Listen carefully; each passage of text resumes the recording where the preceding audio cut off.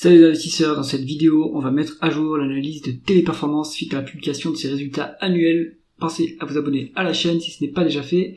Et on commence tout de suite avec le cours de l'action Téléperformance. Donc, sommet dès 2021 à 378 €. On se trouve actuellement à 92 €. On a presque été divisé par 4. La publication a été mal reçue par le marché. On clôture à moins 7,5. Mais on voit qu'il y a quand même eu une forte baisse, puis ça s'est racheté pendant la séance. Donc, est-ce que c'est le moment de se positionner sur Téléperformance? On va regarder ça ensemble. En médiane, on a une croissance de 15%, 14,5. 2024, on a 23% de croissance. Attention, il y a de la croissance externe dans cette croissance qui est affichée ici. La croissance organique, elle était à 2,7% de mémoire. Et pour l'année prochaine, il prévoit quelque chose dans la même fourchette. Donc on est sur une reprise de la croissance après une forte baisse en 2023. On voit, il y a des acquisitions qui sont faites pour agrémenter la croissance, pour consolider les parts de marché. On continue avec l'évolution des taux de marge. Le taux de marge brut, il est plutôt stable autour des 32%, ce qui est relativement pas mal, puisque dans le taux de marge brut, il y a aussi le coût de la main d'œuvre. Le taux de marge d'EBITDA, il est près de la médiane à 16%, donc on a aussi une bonne maîtrise de l'efficience opérationnelle. Ce qui pèse un peu par contre, c'est donc sur le taux de marge net, on a seulement 5%. Donc là, on a une perte d'efficience financière, on va dire. Le groupe est plutôt relativement endetté à 2 fois la dette nette sur EBITDA, on va voir ça après. Donc ça peut peser sur la marge nette. Mais ce qui compte chez Téléperformance, c'est la génération de free cash flow. Si vous regardez le free cash flow margin, on se trouve sur un niveau de 15,5%. Donc on est quasiment au niveau de l'EBITDA. Donc en fait les bénéfices nets sont pas très importants chez Téléperformance. Ce qui va compter, c'est la génération de free cash flow. On continue avec la rentabilité, d'abord la conversion des bénéfices nets en free cash flow. On est sur des free cash flow plus élevés que les bénéfices nets. D'où est-ce que ça vient? On a une variation défavorable du BFR de 2,230 milliards sur 10 ans, donc ça vient pas de là. On a des dépenses en capital qui sont inférieures aux dépréciations amortissements. Je pense que c'est à raison, on n'a plus besoin d'investir autant dans l'activité traditionnelle, les call centers, donc ça permet de dégager des free cash flow. Donc on a 3 milliards d'écart à peu près, donc ça explique une partie de la différence. Ensuite, on doit avoir des other non-cash items pour 4 milliards. Donc vous n'avez pas toute la différence qui est expliquée ici. Allez dans les tableaux de flux de trésorerie pour comprendre d'où ça vient. On utilisera plutôt les free cash flow pour valoriser l'entreprise, pour être plus juste. On continue avec d'abord le rendement des capitaux investis. On est sur une médiane de 9% de ROIC à peu près. 2024 se solde par 8% de rendement des capitaux investis, ce qui est quand même convenable. Vu que la croissance organique est moitié moindre que ça nous permet de dégager des cash flows opérationnels, donc c'est pas mal. On est sur un bon niveau de rentabilité ici.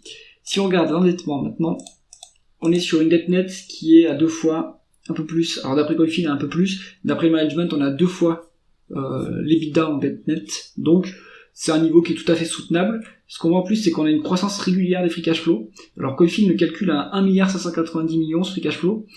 Le management communique sur un free cash flow de 1,1 milliard à peu près. Donc toujours est-il qu'on a des free cash flow pour rembourser cette dette. Donc c'est pas un vrai sujet. Et puis le management a priorisé le remboursement de la dette dans l'allocation du capital. Donc à ce niveau-là, on a juste un peu de frais d'intérêt. Téléperformance peut s'endetter à 4 et quelques % à l'heure actuelle, ce qui est un peu cher. Donc ça, à mon avis, il faut aussi prioriser le remboursement de la dette pour solidifier le dossier. La rémunération des actionnaires, maintenant, on regarde ce qui se passe en termes de dividendes et de rachat d'actions. Alors on a un dividende qui est de 230 millions, ce qui nous fait un rendement qui est intéressant, c'était autour des 3,5%. Il va augmenter ce dividende en fait en 2025, le management l'augmente à 4,20 € par action, donc ça va être un rendement attractif.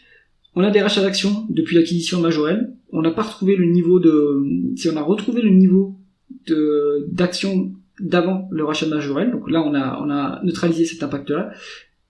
Le management n'a pas communiqué sur la poursuite d'un plan de rachat d'actions en 2025.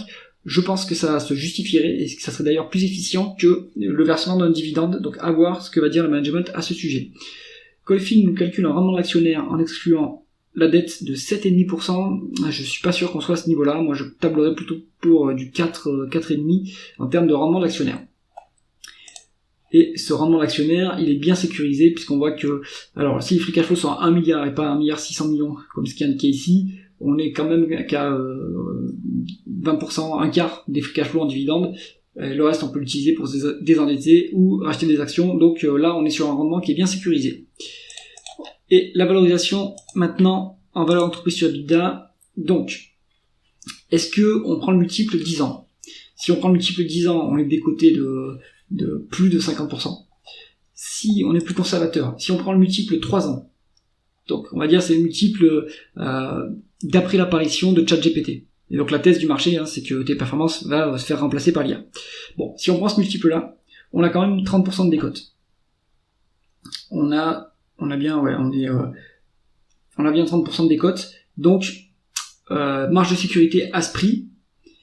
Si on regarde en price to free cash flow, on est pareil, on est décoté de 50%. Donc pas pareil, mais on a plus de marge de sécurité sur les free cash flow. Conclusion du dossier téléperformance. Bon, c'est un dossier contrariant, on va être remplacé par l'IA peut-être, on sait pas, donc le marché joue la mort de l'entreprise, qui fait ce qu'elle peut pour justement contrer cet effet-là en faisant des acquisitions, en faisant des partenariats dans l'IA, etc. C'est contrariant, en termes de multiples, c'est pas cher du tout, il y a une bonne génération de free cash flow, ce qui soutiendrait le cours, ça serait des plans de rachat d'actions. S'il y a ça, à mon avis, le cours va continuer à se redresser, et il faudrait que les vendeurs découverts se rachètent pour accélérer le redressement du cours. Donc moi je suis actionnaire, donc mon avis peut être biaisé, attention, et je suis sur un objectif de prix à environ 177 €, j'avais d'après mes derniers calculs, donc on serait à ce niveau-là pour mon objectif de cours, donc à peu près un peu moins d'un doublement du cours à ce niveau-là. Mais bien sûr ça prendra du temps que le marché révise son positionnement sur Téléperformance. J'espère que cette analyse vous a plu, si c'est le cas mettez un pouce vers le haut et pensez à vous abonner à la chaîne. À bientôt.